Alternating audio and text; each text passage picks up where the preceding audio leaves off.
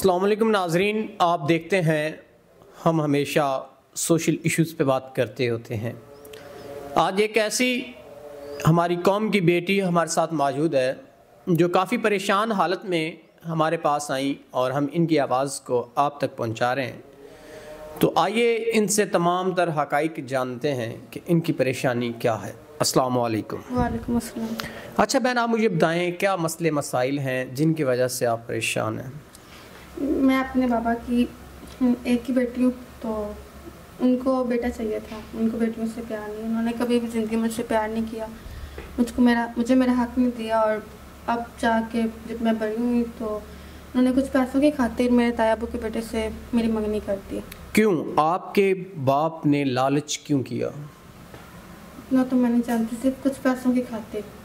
नाज़रीन, हमारे अक्सर मुआशरे में कुछ रिश्ते ऐसे होते हैं जिनको लालच की भीड़ चढ़ा दिया जाता है। ऐसा नहीं होना चाहिए, बल्कि रिश्ते होते हैं उनको आसान तरीके से चलाना चाहिए, ना कि ये दौलत के तराजू में उनको तोलना चाहिए। तो आप काफ़ी परेशान हैं, आप कह रही हैं कि बाप ने ना वो प्यार दिया, उनको बेटी नहीं बेटा चाहिए था।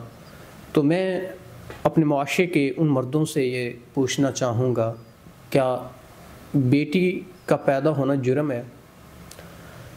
बेटे आपकी विरासत बांट लेते हैं, लेकिन बेटियां सिवाय प्यार के कुछ नहीं आपसे ले जाती। और जितना एहसास बेटियां करती हैं इतना कभी बेटे भी नहीं करते।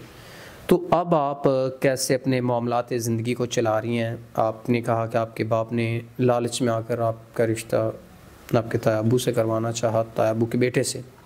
तो इस हवाले से बताइएगा। जी, उस इंसान ने मुझे बहुत ज़्यादा शक किया, मुझे शादी से पहले पूरे ख़ानदान में बदनाम कर दिया, हर जगह पर। क्यों और कैसे बदनाम किया? बिला वजह ही, बिला वजह आप पे तोहमत वगैरह लगाना शुरू कर दी। तो अब आप अपनी ज़िंदगी के जो मामलात हैं उनको कैसे क्लियर करेंगी, कैसे आगे मज़ीद आप अपनी ज़िंदगी को चला पाएंगी, इस हवाले से थोड़ा सा बताइएगा। मैं अपने घर से भाग कर आई हूँ, तो मैं बिल्कुल अकेली हूँ।